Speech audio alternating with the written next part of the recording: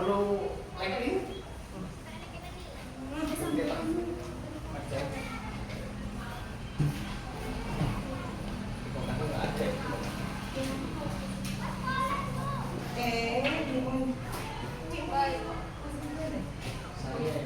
oh tak kira bulannya melakukan rasa kecil. Sudah ya Pak Arek, tarik maaf. Gak bisa lewat dah. Gak apa-apa lewat dulu. Enggak ya. Anu gitu, mulai anu berarti kamu tidak sebentar. Kalau diwawancara di sana. Iso.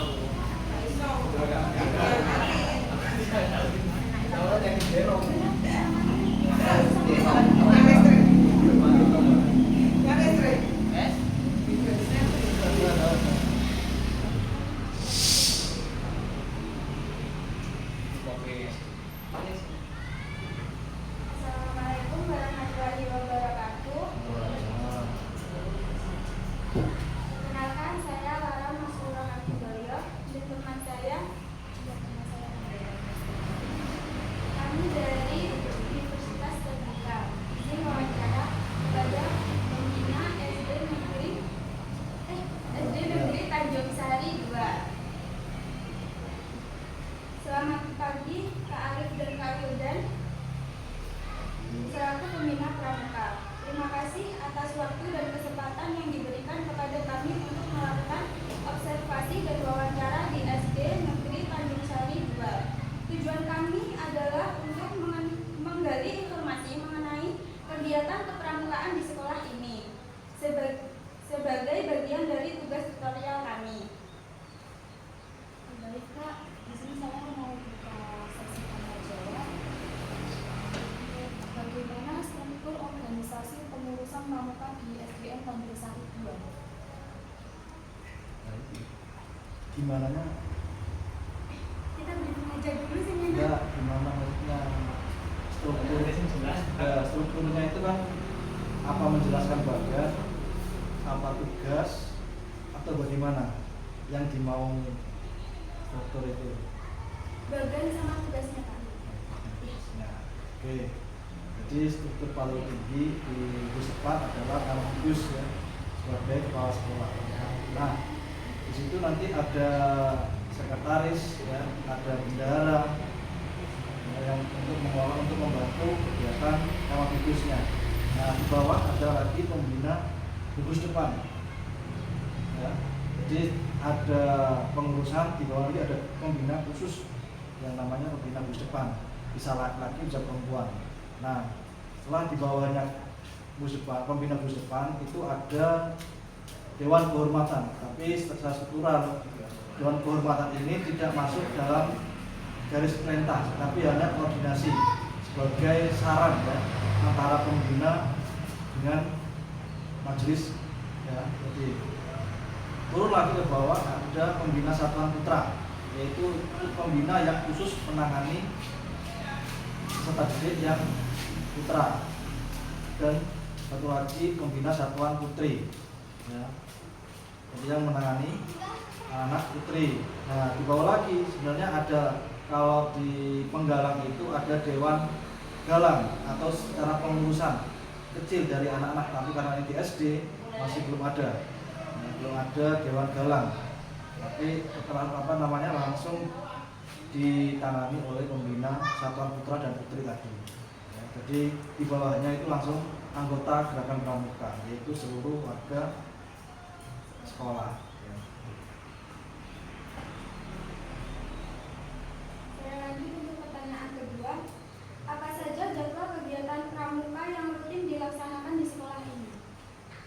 Kalau jadwal kita sudah ada program kerja ya, yang sesuai dengan target kita. Kalau target setiap lembaga atau gugus depan itu adalah mencetak pramuka Garuda, yaitu yang berkaitan dengan SKU, syarat percakapan umum, dan syarat percakapan khusus, yang nantinya akan dibawa ke pramuka Garuda yang bertingkat lebih tinggi lagi. Jadi tidak ada, kalau tanya speknya minggu ini apa, kita sesuai dengan SKU. Saya dengan SKU, jadi anak-anak pelatihan dengan sesuai dengan SKU tadi. Jadi tidak ada waktu khusus untuk SKU itu sendiri. Jadi SK belajar sambil melakukan tes SKU. Yang Ini saya lanjut untuk pertanyaan yang ketiga. Kegiatan permukaan apa saja yang bersifat rutin dan non-rutin di SDN Negeri 1? Yang non rutin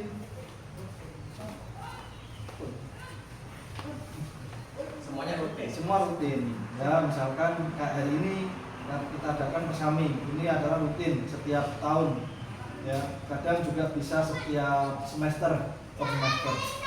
Kalau yang nggak rutin ini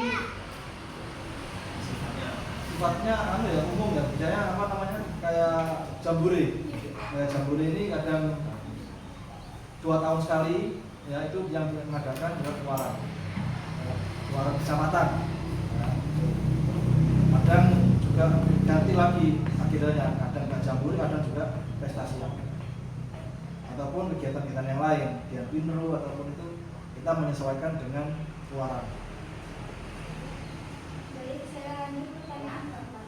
Bagaimana ketersediaan sarana dan prasarana untuk mendukung kegiatan pramuka di sekolah ini?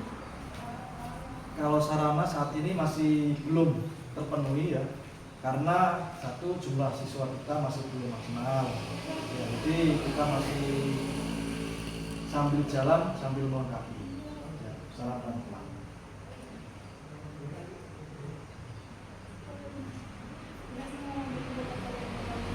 Bagaimana sistem penilaian yang diterapkan dalam kegiatan permukaan di SDN Negeri 1? Penilaian kalau penilaian tadi mungkin sudah saya singgung tadi di depan ya, ini terkait dengan penilaiannya di SKU ya, sistem penilaiannya di SKU karena secara kurikulum ya, pramuka itu terdiri maksimal 80% itu dari SKU ya.